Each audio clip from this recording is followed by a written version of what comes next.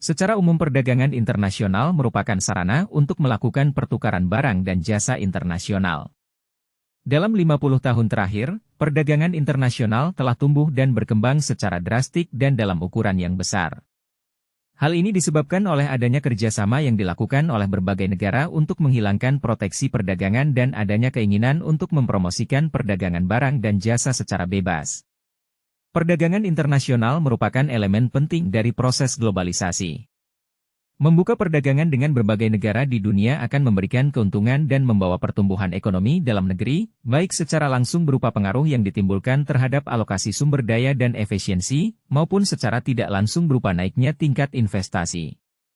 Setiap bentuk hambatan dan proteksi merupakan sumber distorsi pada perdagangan internasional yang harus dihindari dan dihapuskan. Pada tahun 1995 terbentuk Organisasi Perdagangan Dunia WTO, World Trade Organization. WTO berperan besar dalam mempromosikan perdagangan bebas dalam proses globalisasi.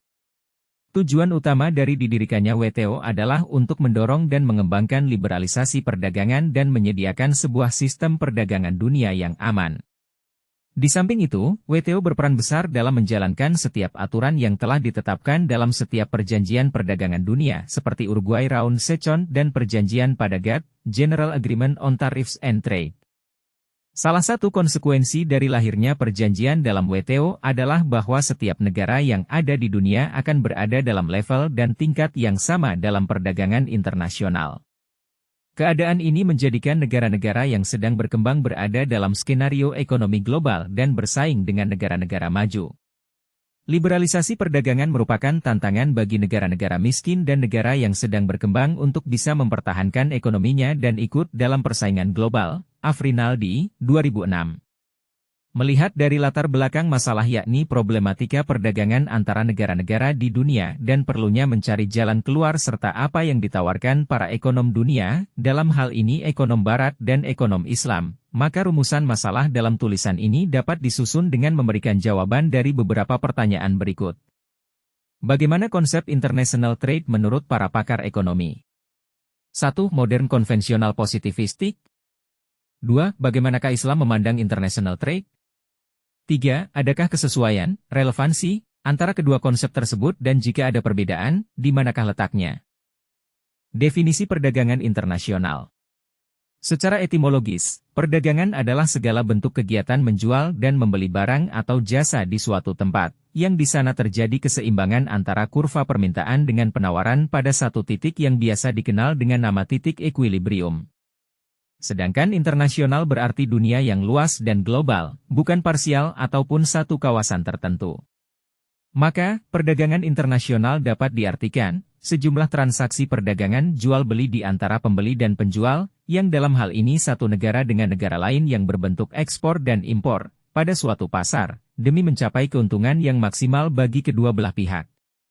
Beberapa ratus tahun yang lalu, aliran merkantilis mengira bahwa perdagangan internasional merupakan transaksi untung rugi atau win-lose deal. Menurut aliran ini, ekspor adalah sesuatu yang menguntungkan, win, sedangkan impor adalah sebuah hal yang merugikan, lose, sehingga negara harus mengejar ekspor dan menghindari impor. Konsep spesialisasi. Perdagangan internasional antara dua negara dapat berlangsung karena masing-masing negara ingin memanfaatkan keuntungan yang ditimbulkan oleh perdagangan internasional itu sendiri, yaitu spesialisasi. Konsep spesialisasi digunakan David Ricardo pada tahun 1817 untuk menunjukkan manfaat dalam perdagangan internasional. Setiap negara harus menspesialisasikan diri pada komoditas yang dapat diproduksi secara efisien untuk diekspor ke negara lain, mengimpor komoditas yang tidak dapat diproduksi secara efisien dari negara lain. Agar konsep ini dapat lebih dipahami, berikut digunakan contoh dua negara, Thailand dan Indonesia dengan dua komoditas berbeda, misal beras dan semen. Jika kita melihat, ternyata Thailand memiliki keunggulan absolut atas Indonesia dalam produksi beras dan semen. Namun, keunggulan absolut yang dimiliki Thailand ini bukan berarti bahwa Indonesia tidak dapat mengekspor barang apapun ke Thailand.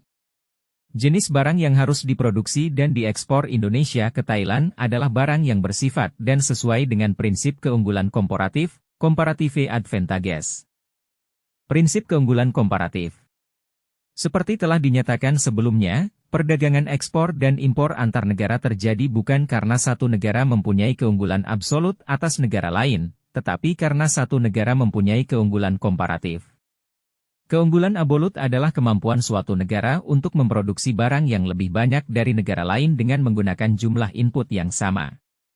Adapun keunggulan komparatif adalah kemampuan suatu negara untuk memproduksi barang dengan biaya kesempatan, opportunity cost, yang lebih murah dari negara lain. Dalam prakteknya, prinsip keunggulan komparatif lebih kompleks karena menyangkut tidak hanya dua barang dan dua negara. Selain itu, berbagai faktor seperti pemasaran, transportasi, dan produktivitas dapat mempengaruhi spesialisasi yang harus diproduksi dan diekspor sesuai dengan prinsip keunggulan komparatif. Hartono, 2006. Problematika perdagangan internasional. Perdagangan internasional berbeda dengan perdagangan domestik. Perdagangan domestik yang berlangsung di dalam sebuah negara hampir tidak memiliki hambatan apapun. Hal itu berbeda dengan perdagangan internasional. Paling tidak, ada dua hambatan besar yang menyebabkan perdagangan internasional tidak dapat berlangsung dengan lancar, yakni problematika proteksionisme ekonomi oleh negara maju, melalui beberapa alatnya, embargo, tarif, kuota, dan masalah exchange rates. Proteksionisme. Dalam perdagangan internasional, proses pertukaran barang dan jasa akan melibatkan banyak negara. Masalah akan muncul apabila ada kepentingan kelompok domestik tertentu yang berkeberatan atas berlangsungnya perdagangan internasional tersebut. Untuk melindungi kepentingan kelompok domestik dari ancaman arus barang dan jasa dari luar negeri tersebut, maka negara akan menghadangnya dengan kebijakan politik berupa penerapan tarif dan kuota. Inilah yang dikenal dengan istilah proteksionisme. Jika setiap negara di dunia ini memiliki berbagai kebijakan protektif yang berbeda-beda, maka hal itu akan menjadi penghambat bagi berlangsungnya proses perdagangan internasional. Exchange rates.